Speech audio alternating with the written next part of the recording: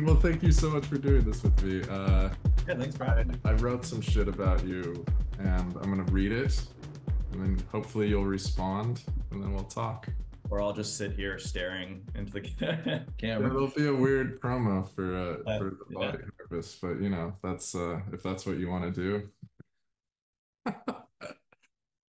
Shit. Only 3 minutes of you just So, staring. Yeah. as you're probably aware, you are the author of The Body Harvest.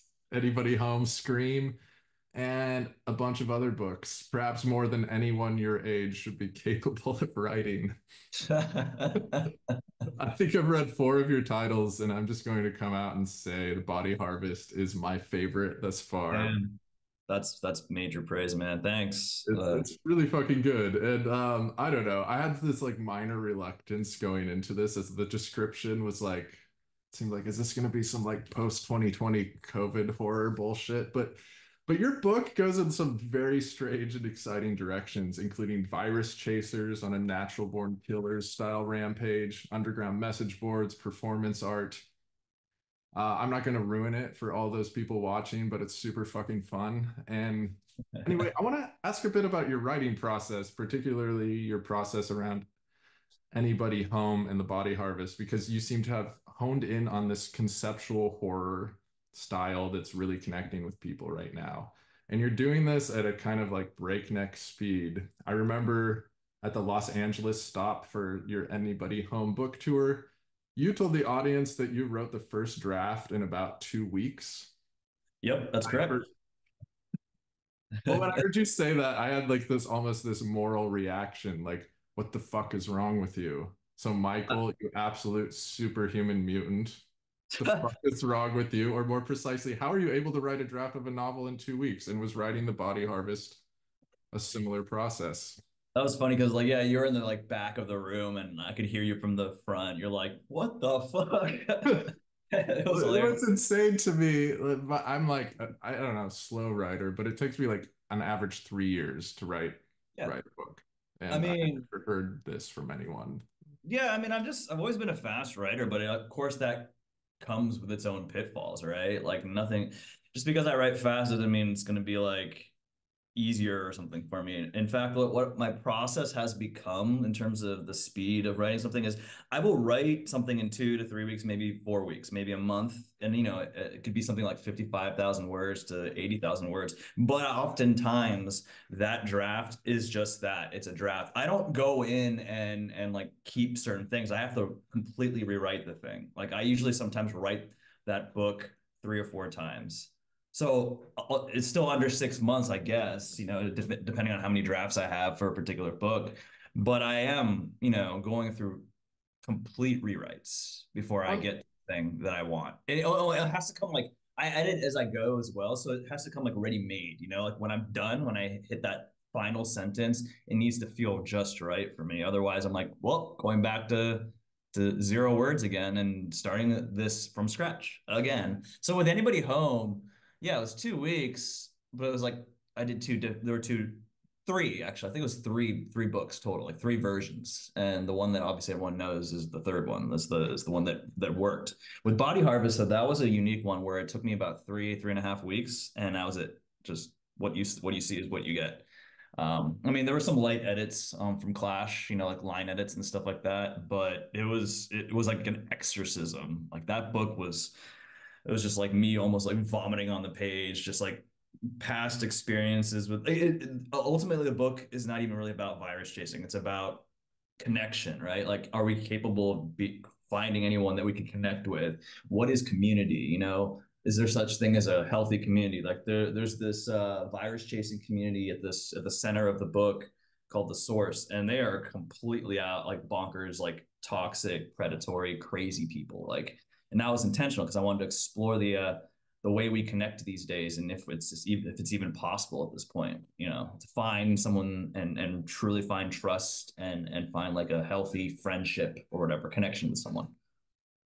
well, that's okay. So that is a theme I see come up in your work a lot. I mean, if even if I go back to My Pet Serial Killer, it's sort of this feeling of not connecting with people. I mean, the first part of that book is like this person meandering through parties and all of this stuff. And then what was it called? Flyaways? Uh, yeah, the That social media, the like basically, yeah, yeah, runaways. Yeah. Runaways. Sorry, Yeah. I Hey can't. man, whatever. Whatever. Yeah. I mean, that also is this sort of like lack of connection, and sort of as from a writer's point of view on the internet, just sort of like Yeah. going through this process of not feeling good enough, etc. Maybe that's not as true in Anybody Home, though that sound felt like this very self-contained, just like relentless horror novel. Yeah. I mean, like you mentioned conceptual horror earlier. Like, yeah, I kind of like I've always looked at things with a sociological point of view, and then particularly with people, with connection, with society. I just find it fascinating, and I tend to gravitate to narratives that involve the people that are invisible, like people that get lost to society, right? Like the people that are loners, outcasts, having a tough go of it, so to speak, right? Like, I mean, My Pet Serial Killer, that was about someone who's sexually attracted to serial killers and like dominate them and turn them into her pets. Like it was, she's also bonkers and crazy in her own way, But I'm just like, I feel like I just have always gravitated to that, just not only as a writer but also a reader. I tend to like narratives that really like kind of push back at me, and make me think about society and about human nature and people being fucked up and why. So what is an example of that? Like when you say like what's a Michael Seidlinger recommendation when you're thinking of books in the context of those themes? Oh man, it goes all over the place. Like I actually have a stack right here. Like I mean, non-horror recommendation, Edward LaVey, Auto Portrait, Suicide. Have you heard of this guy? No, no. So he writes very, I don't know, like blunt and honest nonfiction kind of stuff. Very literary. So Auto Portrait is a bunch of declarative sentences about himself. It's like 120 pages, and each sentence is just him rendering this full portrait of himself. And then the other book I just showed you is Suicide. He actually wrote that in second person, sort of like from the perspective of someone about to kill themselves. And then like a week and a half later, he killed himself at the age of 42. So like it's a fascinating, story just from an artist looking at another artist. Like this guy basically bled all over the page and left himself there, and then lived his art truly because he wrote Suicide, delivered to his agent, and then committed suicide. It's I would say like that is like a more personal recommendation, like in terms of like it's less about society, it's more about the artist. But like I've always dug J.G. Ballard's work, Crash, High Rise, Atrocity Exhibition. Trying to think of like I mean, a recent contemporary example, like Elle Nash writes some pretty amazing stuff. Animals Eat Each Other.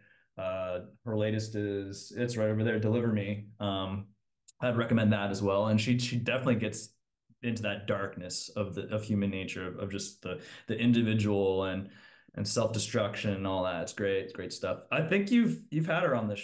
Yeah, Yeah. most of it. Yeah, yeah. It's great. No, It's great. I'm also a huge fan of hers, and I think Deliver Me is like amazing. That's Yeah. probably, in my opinion, her crowning achievement as of yet.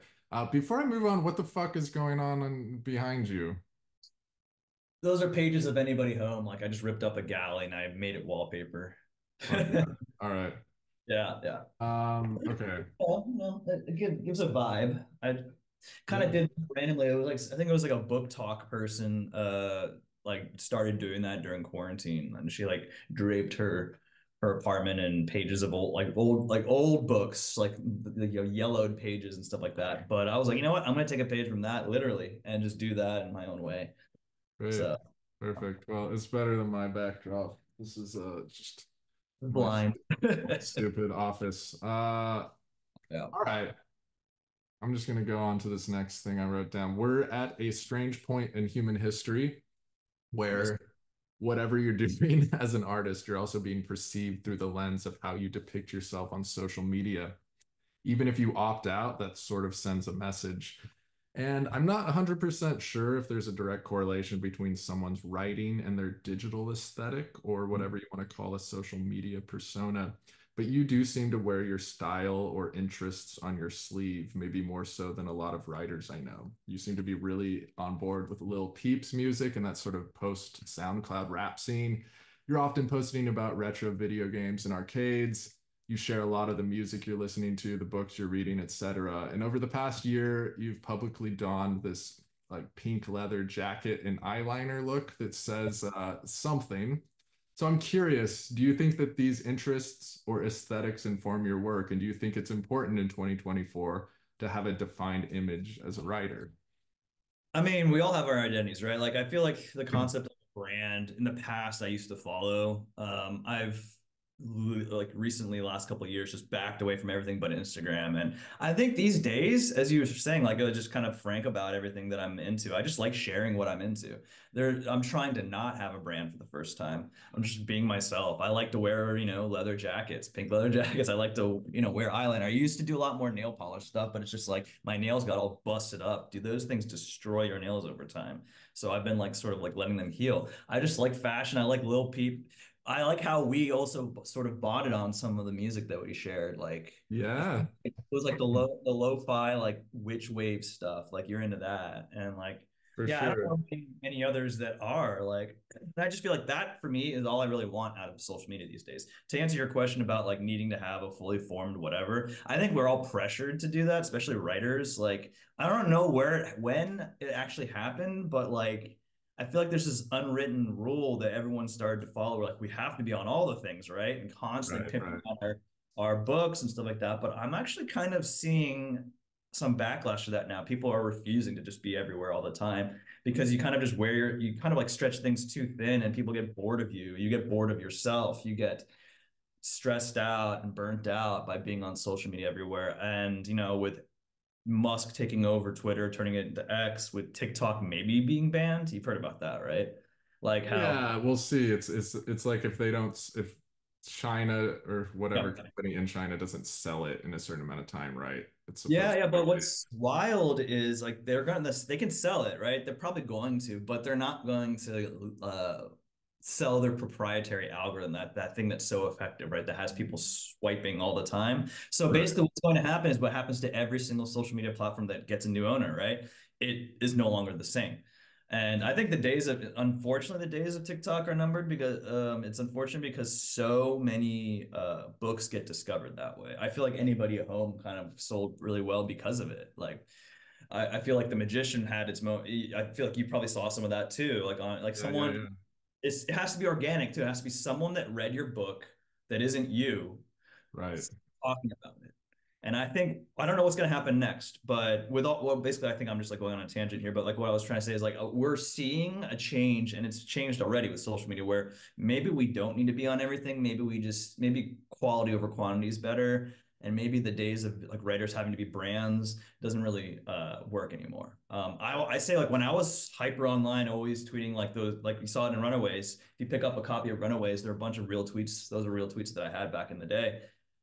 People got tired of me. I had some haters that hated on me for being like just so one note and fake, And I hated myself for that. Like I felt really bad, like and burnt out. I was like literally just dialing it in, like, oh, gotta tweet every day, gotta do this, gotta keep that brand going. But in reality, it had a negative effect on me personally, but also on my writing. I think like less people read my stuff and didn't really even give a shit about my writing because they just saw me there all the time tweeting about writing despair, right? Um, so I think personally, I hit a wall. And then when I backed away, I started backing away around the time in 2022. I was just like no longer really tweeting the way I was. And then anybody home came out and it gave me the opportunity to shift away. I was like, it's writing's on the wall here. Like I need to do something different.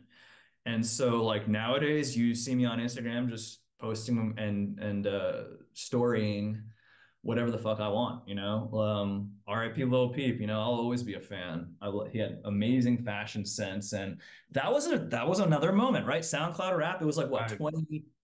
2015 to 20, it was like 2 years. And then so many of them passed away and then as what happens with any kind of trend or movement, right? Underground kind of thing, labels picked up on it and then they destroyed it. They kind of like watered it down, right?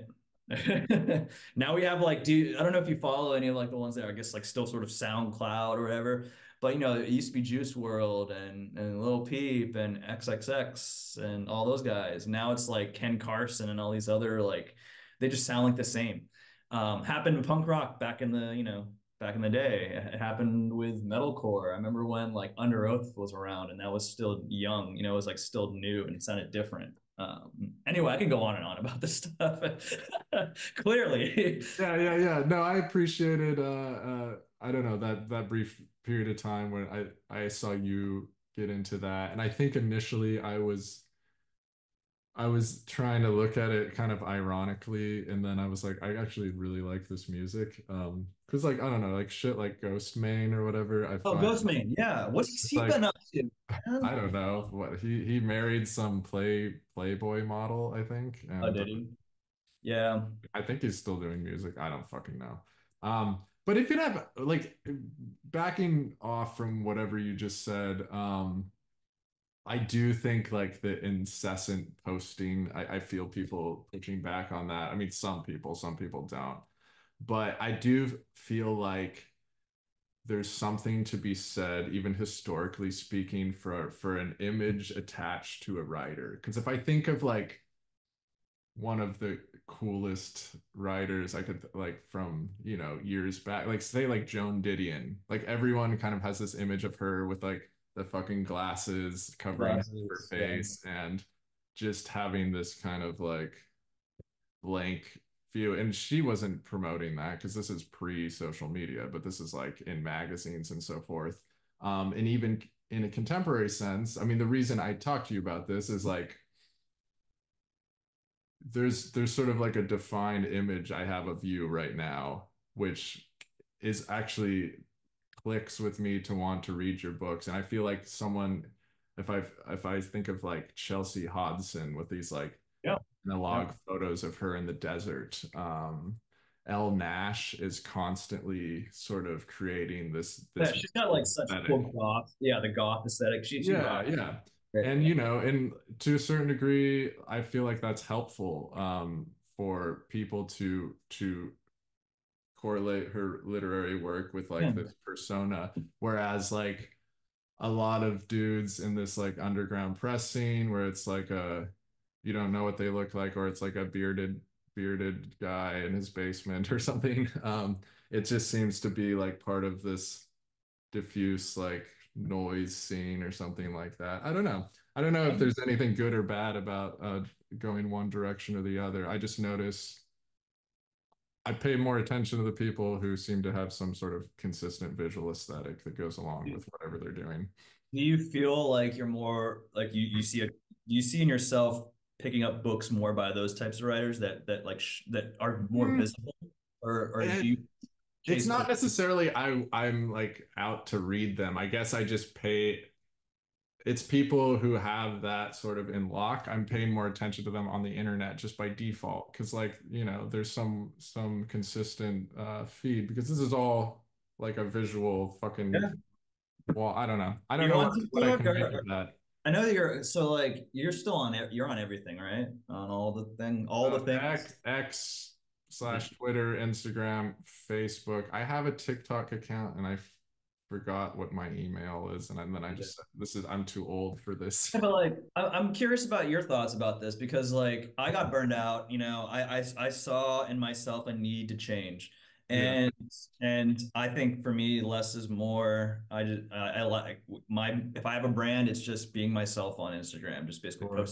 posting videos from my arcade, posting about video games, music, blah blah blah. There's no rhyme or reason about it anymore, and I think that would be my brand, I guess, just be myself.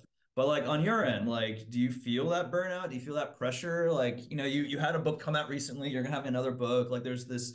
Do you feel like you have to consistently be out there doing stuff, or are you starting to see a Well, change in behavior online? I don't feel like I've noticed any correlation to like tons of publicity or posting to anyone actually buying books. I think like you mentioned, um, there is some point, and I don't think you have a lot of control over it, but if this picks up momentum from other people, you know.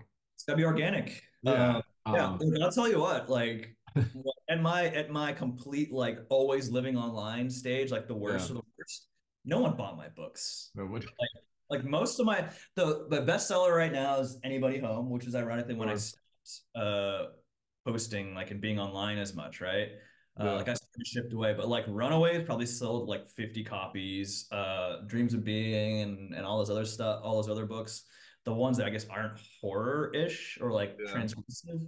Like My Pet Serial Killer did well, but like it had an organic response. People started Or buying it because they read it and they started recommending it to friends and stuff like that. But like my tweets, my brand, my online being online all the time did not sell books. It just wasted. Well, it at best it connected me with writers, right? Like I was able to meet a lot of writers.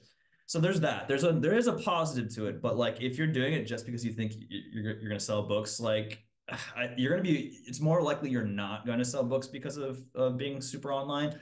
You could be one of the few, you know? You could be like, I remember the Instagram poetry era. Like they sold books yes. off of Instagram Like poetry. Yeah. the Rupee Kaur type of person. Yeah, yeah. And they had like, little like I don't know why I'm holding this. It's just like idle hands, but like, Uh, they have a little Sharpie or a pen next to the poem and they have a little like, artistic right. stuff. Yeah, I mean, that sold books, but like, yeah, like so just go back to what you were talking about. Like you don't feel the pressure you said. I find doing something like this to be gratifying because it works both for mutual promotion, but it also fulfills my interest. And I feel as a writer, the process is so isolating that Yep. whether or not I want to go like hang out with people on a regular basis, which mostly I don't, I do value a conversation with people I admire and being a part of this sort of like indie lit scene. There's more and more people who I feel like are extremely talented who I just want to touch base with out of like a genuine curiosity. And I'll say built into that is a little bit of like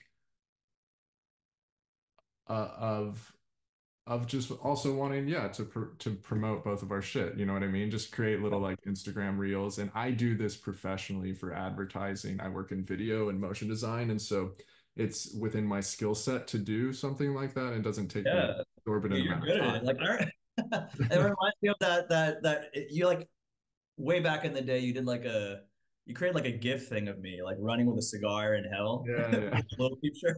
I was like, holy fucking shit. I think I still have that on Instagram. Oh, fuck yeah. I mean, I was learning like some very basic character animation. Yeah, yeah. You and I were kind of chatting at least intermittently back then. So I I thought mean, it'd for be fun. people listening or watching, like we do have history. Like Yeah. we had like a whole reading at Stories Cafe back in the day. Like I forget how we met.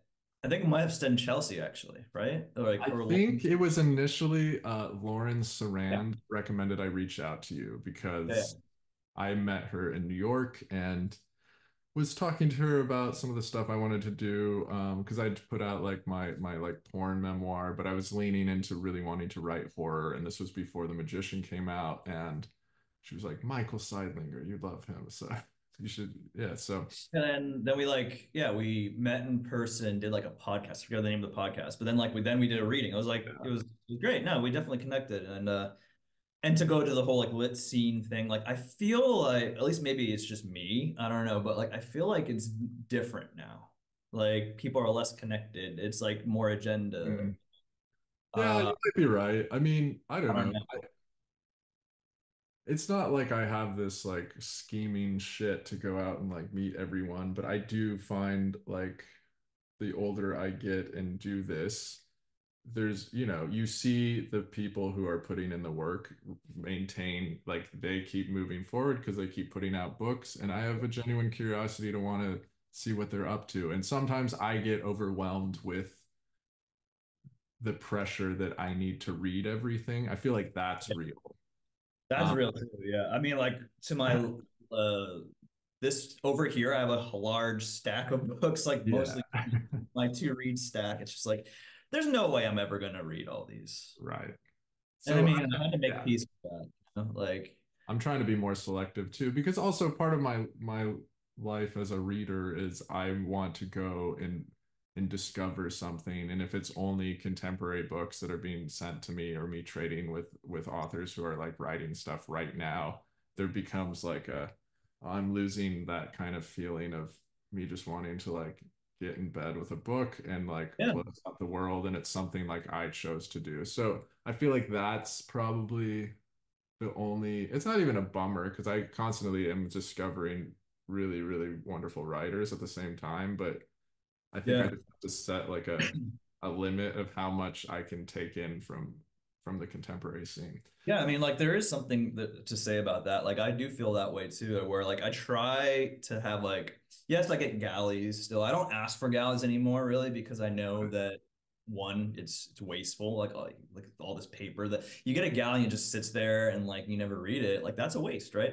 But also, secondly, like I had to make peace with the fact that like I do want to maintain that thread, just like I do with games, music, and movies and everything else. I want that discoverability. I want that genuine enthusiasm of just like finding something and really globbing onto it. And I don't find that as much when I'm just like trying to stay in that cycle of books coming out, right? Right. Like what there's something so beautiful about like walking up to a shelf and just being like, oh, this book came out in the 90s, right? Like who gives a fuck? It's a book, it's timeless, it's something you can discover.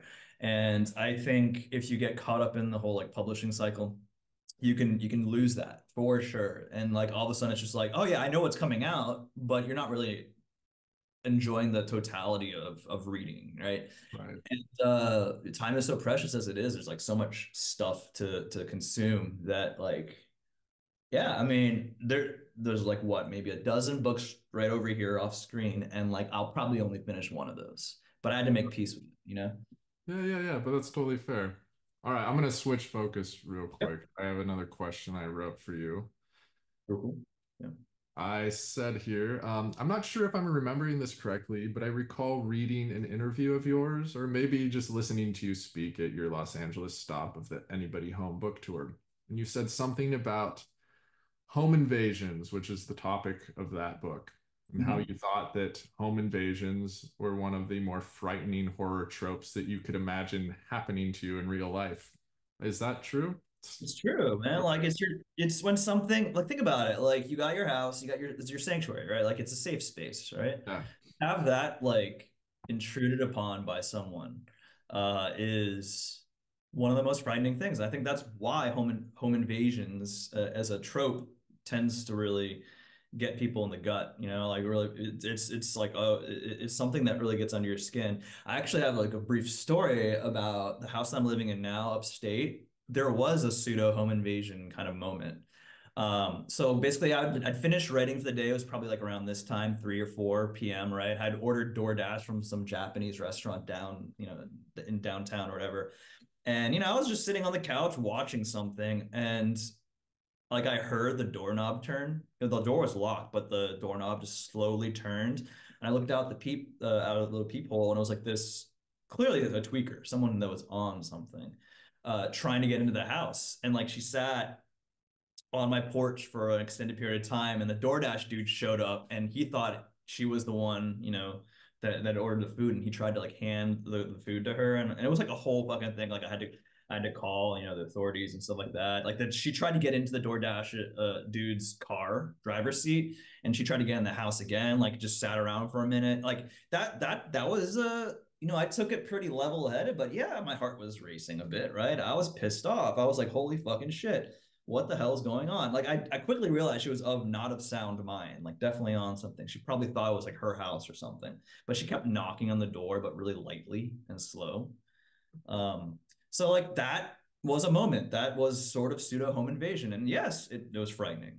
It'll scare anybody. Like it's because your safe space is tarnished, is being invaded, and it's hard to get that back once it happens. So like anybody at home, it was me trying to explore that amongst other things, just the nature of entertainment as well. I know Michael Haneke's Funny Games is a big like influence for that book and that movie.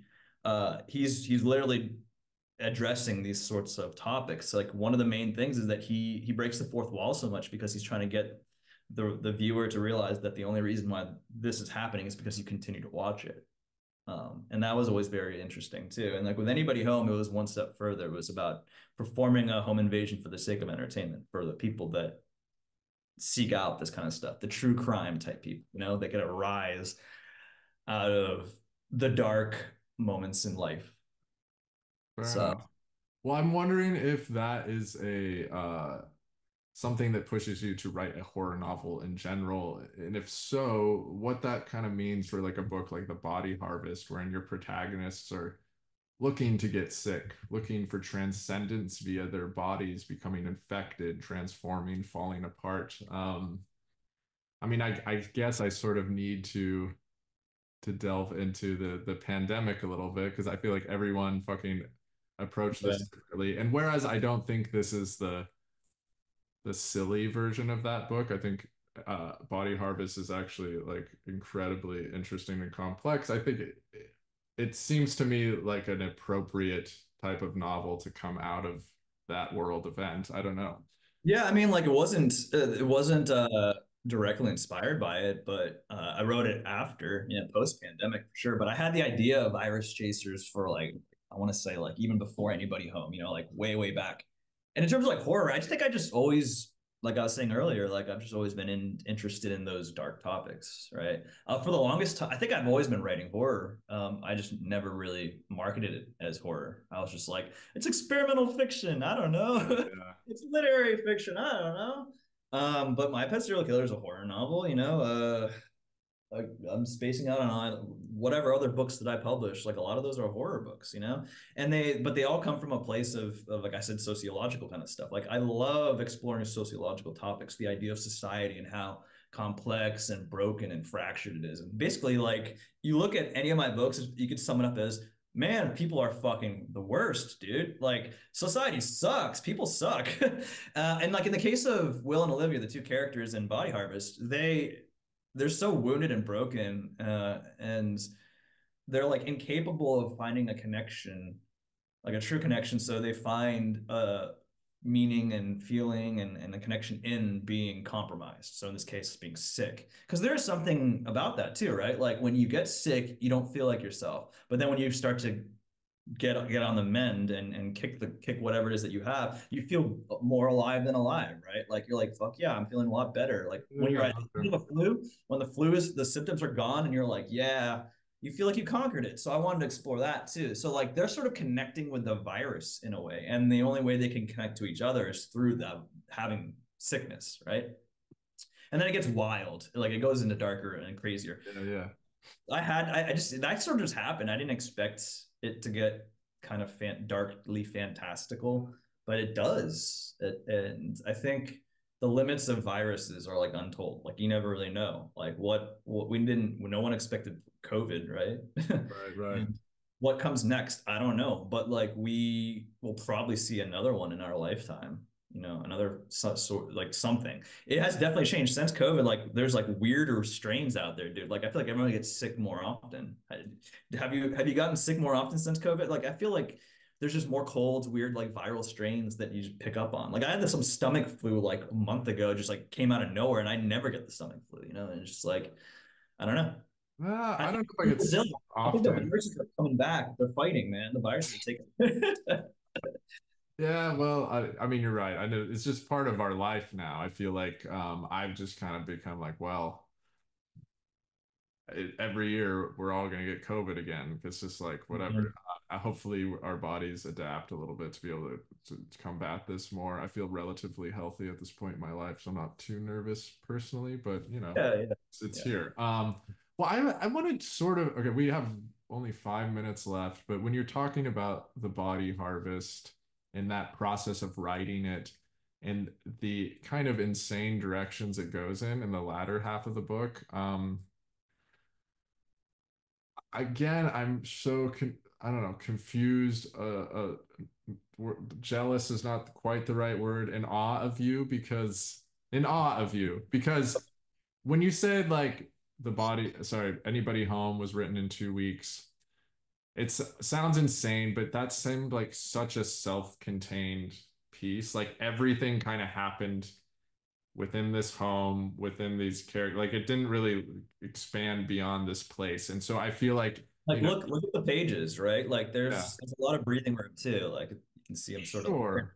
Yeah, But see? when like the body harvest is like a fucking like especially the Oh, half of that book, it goes all over the place. Did you write an outline or you just yeah, fucking I okay, always do. okay. I always do. So like what I usually do is I need to know how it ends. I have like the broad strokes, right? Like I leave a Yeah. lot of unknowns because I know I'll just fight my outline. No, I like if it's written down, I'm gonna like probably find a way to like dodge it or something. So I do always have some sort of outline, sort of like the broad strokes of the storyline. So I knew how it was going to end.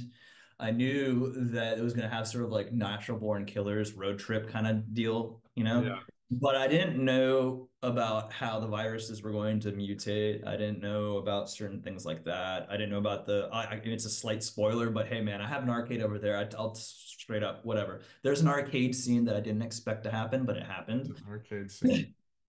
Yeah, so I mean, like, I just feel like I need to know. I kind of create like a playground to play in, like narratively. Like, I'll have these bullet points of like where it needs to go, but everything else is just it's up for grabs. All right. Well, you got 3 minutes left. You want to pitch anything? Say any final words? Tell us Uh, uh, Damn, they won by talk fast. about. Okay. Yeah, I mean, well, just thanks for having me on the show. This is great to catch up. I mean, the Body Harvest comes out in July, late July. Oh, it's Um, not even out yet.